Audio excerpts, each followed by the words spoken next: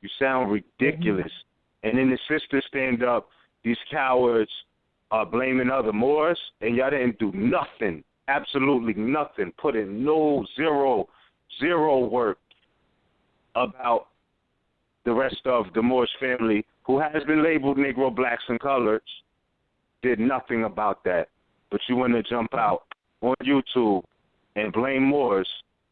You'll make me sick. I don't even, because I was thinking too, like, yeah, Moors, we are upright, independent, and fearless.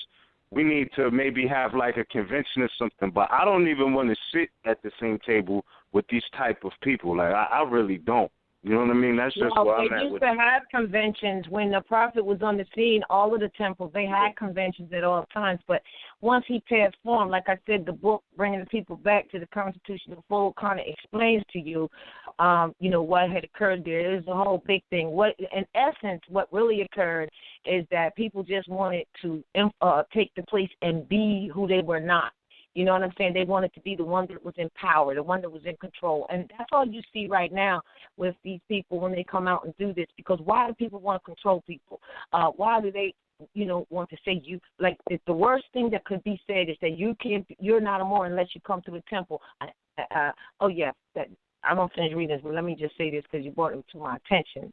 That you can't be a Moor unless you come through the temple. The deeds they call Taj, myself, Annie E., Cujo, Ms., and Amazight, you too, in this case, and anybody else who gets the truth about these things, renegade Moors. Now, Moors that are listening, think about it for a second. What the heavens, Betsy, is a renegade Moor?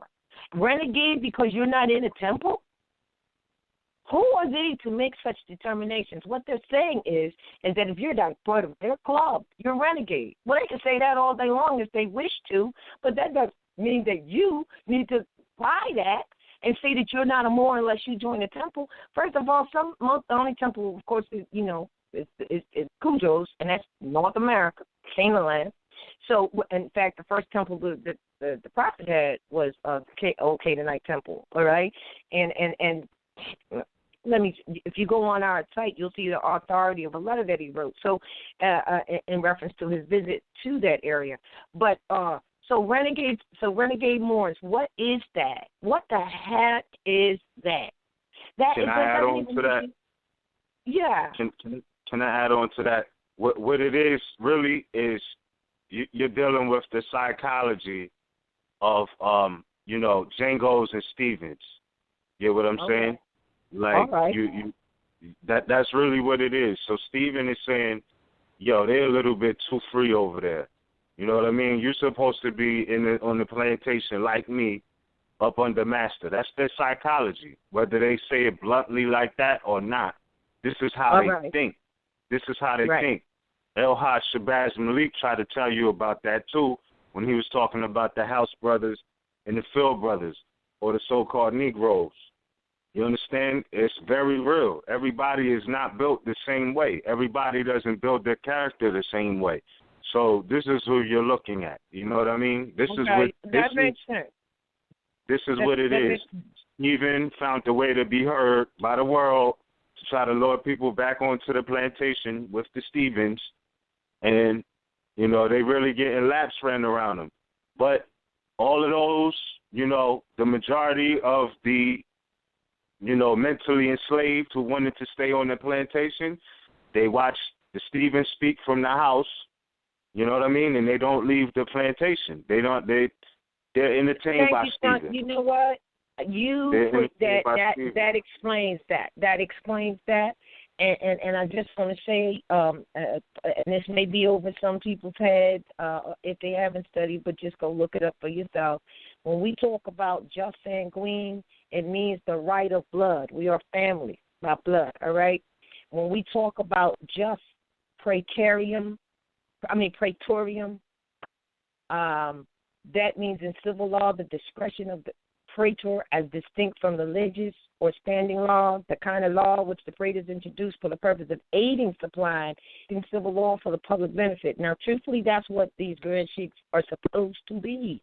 This is the position that sheiks and grand sheiks are supposed to hold and effectuate in the spirit of making law and enforcing law, as the prophet told them they could, for the Moorish nation. Your mother doesn't choose when she births babies. They're her family. You don't choose and say because you not in my club, you're not a part of the Moorish nation. That's some bull crap right there. It really is. So, as the Moorish nation is the authorizing nation state and encompasses the whole body of laws called just, J-U-S, as in justice as well, by way of just sanguine and being in this land, which is the estate and the dominion of Moors. So just because these modern Europeans are occupying it with the state, how the hell does a grand sheik get to say, oh, well, the streets belong to the state? Because they have not studied or because they're infiltrators. They're the Stevens and the Stephanies. That's who they are.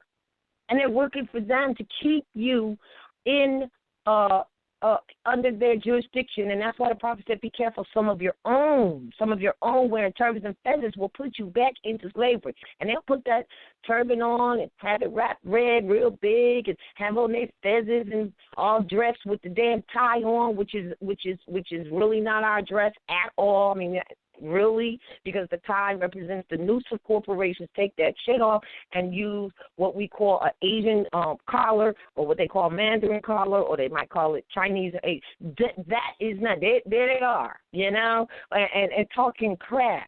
They're putting you back in the slavery because they're Stephen or Stephanie or whatever. So now I would say this just well. say one thing. Sure. Just to say one thing. Speaking from Grand Sheik seat, yes. If these people are talking against what we're talking about, don't be confused and think that, oh, it's because they don't know, they didn't study. They know. They went through Adab chamber and all that. So they know. Okay. Don't think that they, missed something. For you to go through the Adab chamber, you have to know. You have to know constitutional law. You have to know jurisdiction. You have to know nationality. You have to know the history of Moors in America. The fact that people look at this like we're doing something new. Sundry Free Moors did the same thing that we did. We're doing right now. Challenging people under authority. Who are you? Right. Where did you get the delegated authority? Put me under the Negro Acts. Just show me. If you don't have that, then we're dealing with constitutional law. That's the fact that people haven't done that in the Grand Sheik seat is why all these people getting shot up and stuff out here. Exactly. Yeah. And they're upset because those Grand Sheiks in the MST of A. No, they're happy when those Grand Sheiks that they already infiltrated. And so that's why you don't even find them on the King Outfit list. You don't find the MST of A on there. Already infiltrated them. And like you're saying, Cujo, they're not saying jack about law. They're not saying anything. And they don't want them to say anything. So they're coming out against law. That's what they're doing when they say these things. Yeah, they support color of law. Yes, they talking are. About, yes, they are. Yeah, talking about, the local police citations and, vote for your local politicians and municipal man. All right. So let me finish this. Let me finish this because the next definition I want to give is called just precarium. All of this you'll find. Matter of fact, the test that we have, that we suggest you take for your own improvement, these definitions, these words are on there. And this is the position that, since you just mentioned it, coming out against, the policy enforcement. Well, we don't even want to count the policy enforcement. And the reason why we don't, what you call police, is because we've already told you they are simply municipal employees hired by corporations that call themselves government, but you have to do the research to find that out. They are really the frontline Roman soldiers, all right? Now, just precarium in civil law, a right to a thing that is held for another. This is your ancestral state. Any public official, trustee, or whatever. This is their position.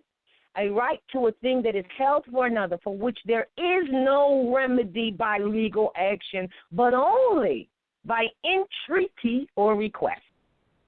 Now, y'all already know. That who they are, and that the Constitution was set, the Treaty of Peace and Friendship first, in order to allow them to even be here free and stay free. And the Constitution is the law of the land, and they are holding those positions. They don't have the power. They don't even have the power to make law. Not even the President of the United States of America, and that is only the executive branch, which means they enforce law, but they do not make any new law. So this is the public servants, public officials. They're holding only by way of being trustees of the Moors estate and have been given obligations and duties as is described in the Articles of the National Constitution, American National Constitution of 1791, of which the first thing they had to do was take an oath to it before they could do jack. All right? That's a part of their delegation of authority. Now, they, however, have no right of claim that has been given. They, however, have no right of claim unless it's entreated to them by request and or granted or permitted by Moors. So if we're not doing that because we're still fighting each other and don't know, the front from the back, then there's nothing new going down. That's why when we walked out in Senate, there ain't no new laws that's being made. However, and even in the Constitution, when you look at how a law is passed, it tells you that nothing will be passed if Congress is adjourned. It's been adjourned since 1861. So, however, they never asked. They just eschewed your inheritance. All right? Thus, Prophet Noble Drew Ali came to tell us about our illustrious history and our illustrious estate, which he said you will gain back your heritage and your estate in a conflict that can't be told in words. Because if you study this, you become what it is. You don't have to necessarily speak it. You got to be it, because Moors are upright, dependent, and fearless. And they have knowledge of what it is, of what this information is. And they know that it's not uncertain. So, he also told you were rich, my children, you were rich.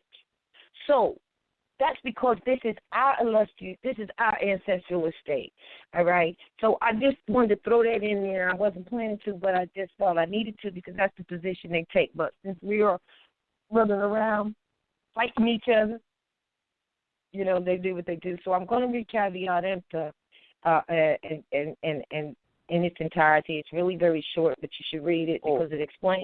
One more thing, too, with regard to caveat emptor. Certain Moors, keep in mind what I'm saying to you. Certain Moors are going to make the claim or misinformation out there that of all the writings in the Moorish literature, the only one that Noble Drew Ali didn't write was Kavit Imtor, because C. Kirkman Bey wrote it. Really? Yeah. But I'm saying that so that when you read it, people can. So if we ride with the fact that C. Kirkman Bey wrote Kavit Imtor, then 50% of these Moors should be following what that says. And they don't. Which they don't. Well, just something to put out there. Well, would you agree that because of what's in it is why they want to try to discredit it? Right, exactly. Okay. Because if Noble Drew Ali said that stuff that you're going to read right now, then 90% of Moors have been violating the Prophet, and they should be removed from office, not them get up and walk out, them getting grabbed by their shirt collar and their throat and dragged out of the building by the members of whatever quote-unquote Moor science temple they belong to, who, after they read this and they realize these people aren't doing these things and they're not being upright, independent, and fearless and all that, they're actually being fearful, they're being dependent, and they're slouching.